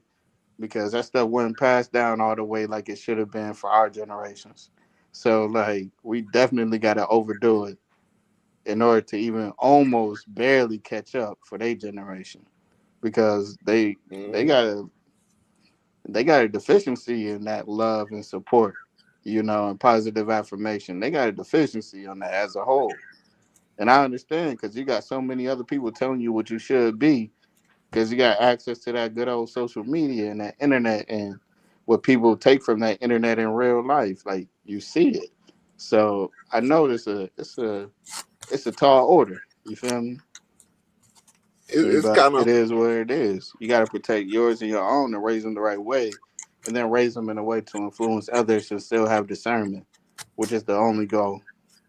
That's why I always it's call hard. myself a resilient dad, because it's not about me being resilient myself. It's all about how to create resiliency amongst others, in their own mindset. Well, it's But kind yeah, of hard my to be bad. a person that you don't know what your child doing on social media, because you on their social media doing something you ain't supposed to be doing or you shouldn't be doing. Exactly. Facts. So That's like when you got people doing dirt, adults doing dirt, and knowing they got responsibilities and don't want nobody else to go on them platforms. I'm glad I ain't judging nobody, but I seen it in real life. And I don't like it, because it's like, man, people be switching up just because of their own dirt. And you don't even know the dirt, but you know how they switched up. They telling themselves. I watched the thing. They said it's over almost 2 million women on OnlyFans right now. So probability, it's a high probability that child you dealing with, and you see that mama and that mama out of pocket. Yeah, you already know it's more than likely she over there. Yeah, she over there. Doing something she don't No need to be doing. way. Ain't no way. You be surprised. OnlyFans? Hey, And I man. ain't gonna act oblivious to it, because I'm in Silicon Valley, but everybody doing it? Damn. All you gotta do is just get on the web and show yourself, and they throwing dollars and you ain't gotta sleep with nobody. Just go and throw yourself out there. You know I how can't much even money they look make. down on nobody, because I can't look up at nobody either with that. But I'm just like, damn, I didn't know. Yeah. Well, you get a bankroll on OnlyFans, boy. Now If you got I a box. seen somebody. What was that? It was on Joe Rogan. They said somebody was making like 80 mil or something like that a year off of OnlyFans. And I was like, how? Like how? Like how do you make 80 mil a year on OnlyFans? Like what? Shit, you hit that prescription. You hit that subscription. Shit, monthly. You're paying monthly. God damn. So they got subscriptions and shit. Damn. You got every man ain't getting laid out here nowadays. Right, that's what I'm saying. So the ones that ain't getting you got most of the women in America, no matter what they ethnicity or racial background is, they all competing for the same 2% of men. Yep. All of them think they deserve these high value men that make this, and they rich, they make 6-7 figures, and they can fight real good, and then they get the gangsters on the weekend and corporate in it. That dude don't exist. So the vast majority of you guys out here is sitting up in their house, sitting on their phones, looking at women that they wish they could get. Yep. That's how this happens. It don't surprise me. Fucking each other. Everybody, the women selling porn on the internet, and the men is buying it. Yep. That's the dynamic nowadays. And ain't nobody in real life going out and talking to each other, or they got these unrealistic expectations for this. Some of the stuff I hear from these women, I'm like, nah, your mama, look here, your mama didn't ask for that. She went from way much less. Off of McDonald's and some Teddy Pendergrass. Now you want. But the crazy part is, and most of the women don't do half what their mama used to do: clean the house, watch the kids, bathe the kids, send the kids out. They don't do half of what your mama used to do. we looking at a breakdown all around. We're looking at a breakdown. It starts with the man-woman dynamic. That's where the breakdown starts. If you have unrealistic expectation of her and she has unrealistic expectation of you, it's already starting wrong.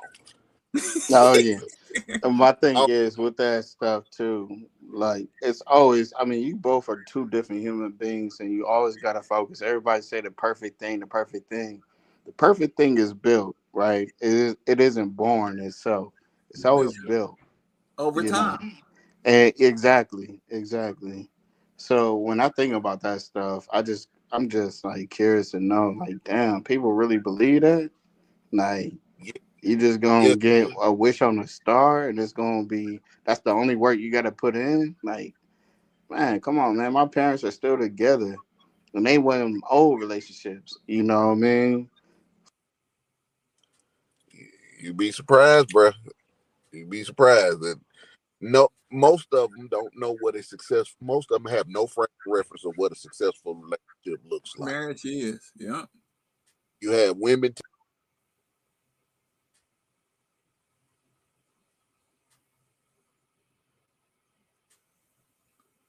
And the crazy part is, I'm part of that. Both my mom and my daddy been married 3 times. Twice outside of each other being married to each other. So you know, we are broken people. Prepare ourselves with no guidance, no outside guidance. It's a learning curve, dog. Have realistic expectations. Any woman I've ever dealt with, I gave them realistic expectations. What to expect out of me. You knew what you was getting before you got me. Fair. And you even told them about the mask that allegedly. And I'll just bullshit. Hot tub. But hot tub, right though, because I'll tell you this. Nah, creating the expectation up front is solid, but also what I found was how you get them is how you keep them. So if you get them with false expectations and you can't keep that up, you know what, you're gonna lose them. You understood? I'm gonna tell you this. We had a friend that came in. Oh, go ahead, hot tub. No, go ahead, Skillet Cook. I had a friend that came in. My wife been knowing them. They went to church together. And we were just sitting down. We had breakfast with him. He said, one thing I could say about Jamal since I met Jamal is you're gonna get the unapologetic him, no matter what. He said, and that's one thing I admire and I appreciate about Jamal. Jamal don't change for nobody. And that's what you're gonna get. That's always been. And that's even with my wife, because with my wife, we was doing something, and I had to break it down to her. She gonna tell me one day, well, my dad, I said, let me tell you something. I said, I ain't even gonna let you finish that, because I know exactly where you're going with that. I said, but unfortunately, I'm not your dad. I'm Jamal. I will try my best and do my best to keep a roof over our head, food in our belly, and clothing on our back. Other than that, I can't be your dad. So don't compare me to your dad. And once we had that conversation, that was it. Never got compared to her dad again. I love her dad to death. Dad is an amazing guy, but I'm not your dad. So don't have them expectations that you have for your dad for me. Oh yeah, I had before my wife. That was one of the biggest fights. Yeah, go ahead. Oh, my bad, hot tub. Dealing with in-law. Oh no, my bad. Well, dealing with my father-in-law was one of the biggest fights of my marriage because there was some big shoes to fill. Yeah. That I can fix everything. I can do everything, and I can do. Yeah, but what I had to get her to understand is that I'm not him. I'm not him. I wasn't raised like him. You know, so if that's what you want, I suggest you go find that somewhere else. But one thing, I'm like you, Skillet. One thing I'm gonna do is I'm always the best for this family. And she got to see that. Hey, your dad is amazing dude. He can do the lifestyle that I provided for you. They was bad, you know. She come from people that was barely getting by. That ain't been our struggle. Mm-hmm. But one thing I can do, I may not be able to fix this. I may not be able to pull a motor by myself. And I can do some shit with the car, but I ain't pulling no damn motor. But I can bring in 6 figures because I've done it multiple times. I know what my worth is. Facts. I'm Yeah. able to hold down the 6-figure salary for over 12 years. I can do that. I may not be able to fix it, but guess what? I can hire somebody to do it. Yeah, facts. Yeah. You took the words out of my mouth, right? You know what I'm saying? So this is what you married. If this not what you want, you can go find it. I'm like you, Hot Tub. I ain't gonna give you no false hopes and dreams. Nah. Hey, everybody can go find anything. You can go find Nemo if you want, right? He out there. My thing is, I enjoy it. Literally, I appreciate that before I dip. Like, for real, though. You can go find Nemo if a Nemo or Nemo out there, we both go find them. But I think the love in it all is knowing, like, learning to love who you marry, learning to love who you are, and then also in the development of everything. Like, I mean, that's just, it comes with the territory, man. Like, that's the unwritten rule about this thing. It comes with the territory. And we can all be, finite and cemented on, oh yeah, I ain't doing this, I ain't doing that, I ain't going there, I ain't doing that. Cool. There's certain things when it comes to your health is a thing, you say, yeah, that's a no for me. And there's other things where it's just like, yo, like, we haven't even developed our relationship to even explore that, right? Together. And I ain't talking about nothing sexual. I'm just talking about real life situations. For instance, when you and your wife actually make, let's say 7 figures or even 6 figures or 8 figures, all the tax implications and meetings and nonprofits and all these other things that come with it, you weren't expecting that. He wasn't expecting that. She wasn't expecting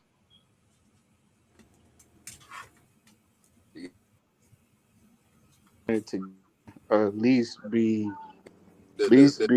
gentle enough, right, to make sure that we all learn together, and that togetherness and taking time and slowing down and speeding up is everything. And that was just my only thing, because with the kids, with society, with social media, and also with just life in general as men, let alone strong black men. I don't call myself alpha, beta, data, zeta, theta, whatever. I ain't none of them Greek groups. I don't care about that. My thing is, my product speaks for itself, like literally. And my product is literally anybody that come out of my family or anybody that I truly invest in. The product speaks for itself. We don't play those, So that was just my thing. Always keep focused, always stay consistent. And, sometimes we got to figure that thing out, and that's okay. Did I land my plane or not? Yep. Hey, man, you hit the nail on the head every point. All right. Hey, Big Tech, I knew I owe you one, but also, I ain't mean to be this one, but I got you, my brother. I'm going to have to drop me and little ARD. We about to explore a few things out here, and I got you. All right, brother. You stay up, man. Tab, it's always been a pleasure, my brother. Always, man. Good topped up with you, bro. It's always. And Happy New Year. We can still say that to February now, right? Hey, ARD, give me a hit later on tonight, brother. I got you, boss. Yes, sir. Much love and respect, everybody. All right, man. You be safe out there with you and our little RD. All right. God. R-A-D. Little R. All right, good. Yeah. Hey, don't worry. We will. Yeah. We knew what you were saying, Skilly.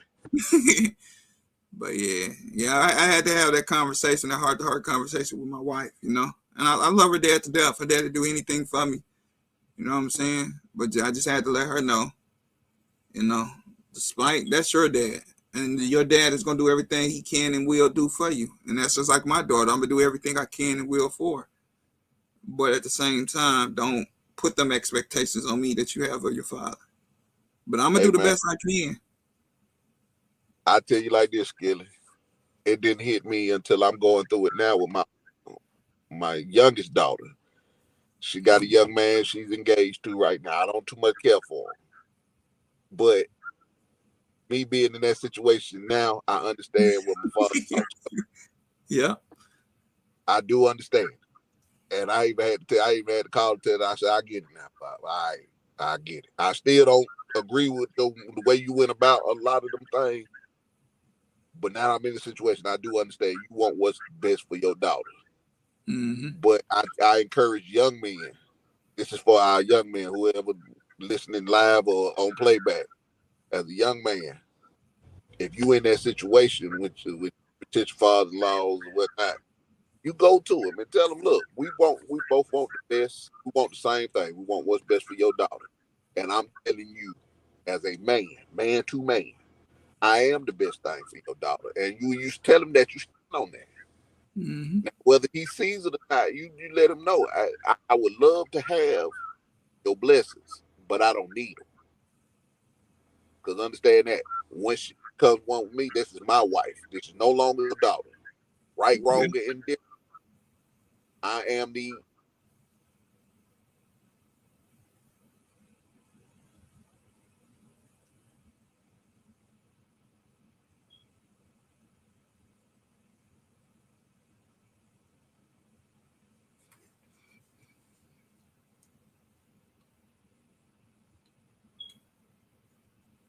critique your relationship with your wife.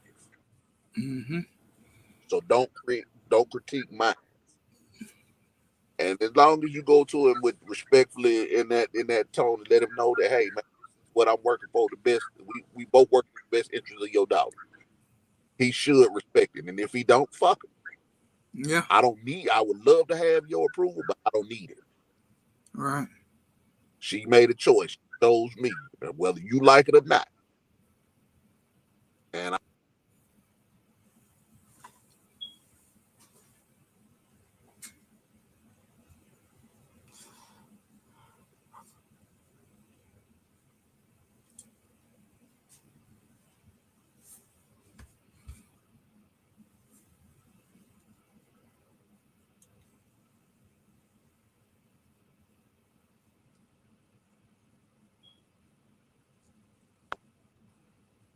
so just respect that fact. And that's what that's the stance I had to take with my daughter's fiance. I said, as long as you ain't putting your hands on her, that's it. you ain't gonna have to. Yeah. Got to hit on her. If you got to beat on her, send her home. Send her home. That's send it. Her home. Right. I got to come up here and do you dirty. I'm do you all kind of dirty. Right. And I'm old, so I got to really dirty. Right. Ain't no getting. I'm bringing a little friend with me too. Yes, sir. So let's keep everybody at an even key. Hey man, just send her home. If you can't deal with her, send her home. I know how she is. Right. I know I totally understand. You preach to the choir. You want to get it off your chest, you welcome to call me and get it off your chest. Say she's doing X, Y, and Z. Well, I sit there and listen to you. I have a drink with you. But at the end of the day, if you're going to put your hands on her now, sit home. Leave her home, yeah. Because that ain't going to fly. Only caveat to it, don't put your hands on her. Trust me, I raised a little motherfucker. I'm going to tell you, she got way like her mama. If you can't deal with it, leave her alone. I understand. Right. But a couple times I had to catch myself, but if y'all just going through typical married folk stuff, man, y'all work that out. Right. I can't get involved in your relationship. Y'all got to do what worked for y'all. What worked in my house might not work for you. Don't work in your house. Yeah, that's true. You have to find your way in your marriage, and it's not fair for you. It's not fair to my daughter, and it's not fair to me if I interject myself into every one of y'all little scuffles and fights. Work it out. Y'all are adults, chose one another. Y'all chose to bring a life into this world together. Y'all got to do what's best for each other.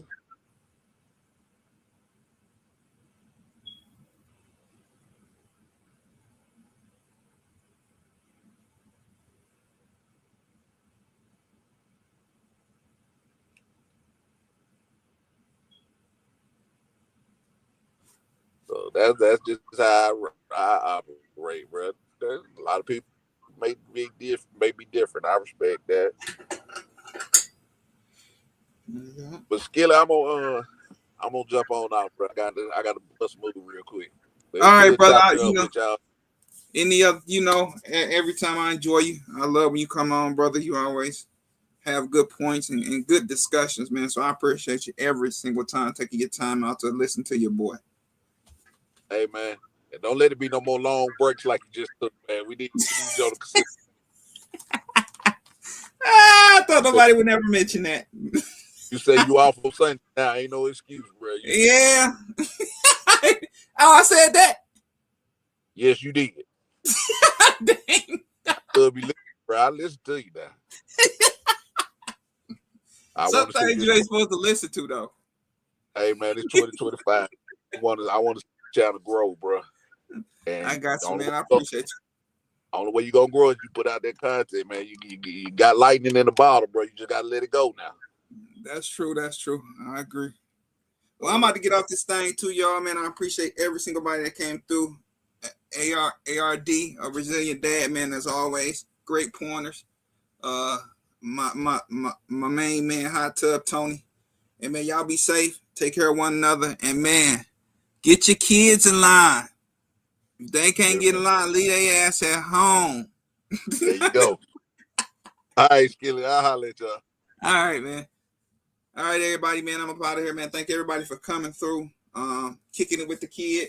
I appreciate every single one of y'all. I'm about to go watch this Rams game, and later on tonight, Rams and the Eagles, and then later on tonight, you got Baltimore, who beat my Pittsburgh Steelers last week. They are playing the Buffalo Bills, so yeah, the Lions lost yesterday, so you got Washington and you got Kansas City won their games yesterday, so we'll see, man. It's gonna be a good Super Bowl, man. I wasn't expecting the Chargers to lose, and I wasn't expecting the Lions to lose yesterday. So they kind of knocked my picks out the box, who I thought was going to, because I was saying the Lions and Kansas City, or either is it the Eagles in Kansas City? I was thinking maybe, but I did pick Kansas City going all the way. I just, a couple more people kind of messed up my playoff bracket by losing, and so it is what it is. And so Lions had a great season. I'm trying to figure out what my Pittsburgh Steelers going to do. We do need a quarterback, man. I'm not real confident in what Russell.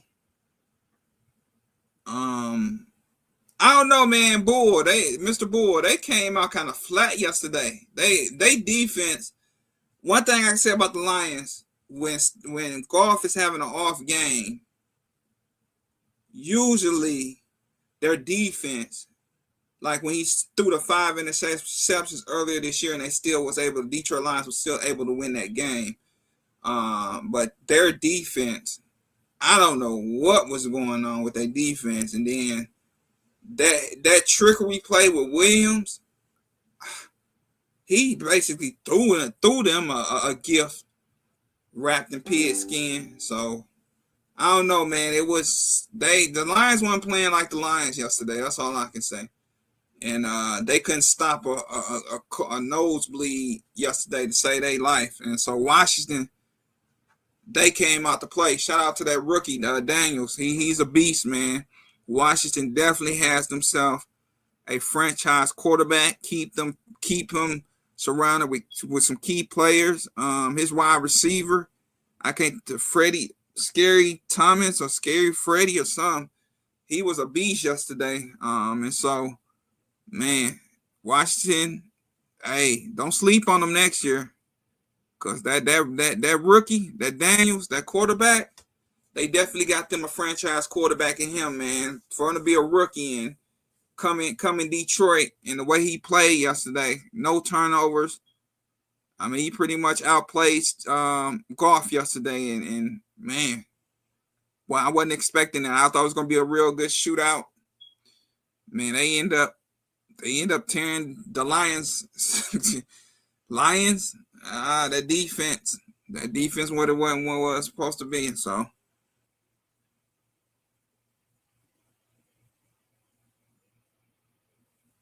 yeah, but you got to come out and beat them teams, man. Like I told them yesterday, that was where I worried about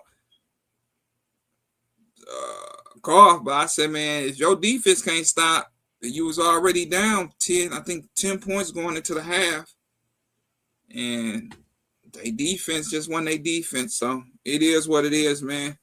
Y'all go watch some football games. I'm about to go watch this first one, LA. See what Stafford do. Old Lions quarterback now with the LA Rams. I want to see what he's going to be able to do against these Eagles. I'm not going to lie to y'all. I'm not an Eagles fan, but the fact they didn't let Saquon Bradley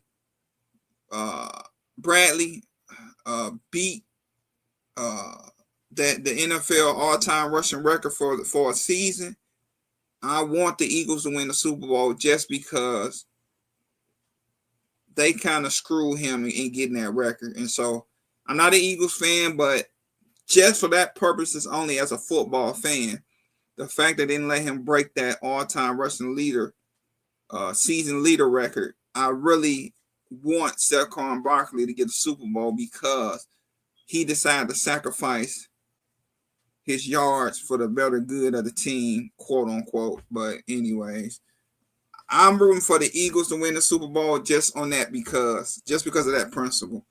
And we'll see if they can get past LA today. If Jalen Hurts don't get hesitant with the ball and cost them the game. And so y'all be good, be safe. It is your favorite gun on the checking out, Jay Skilly.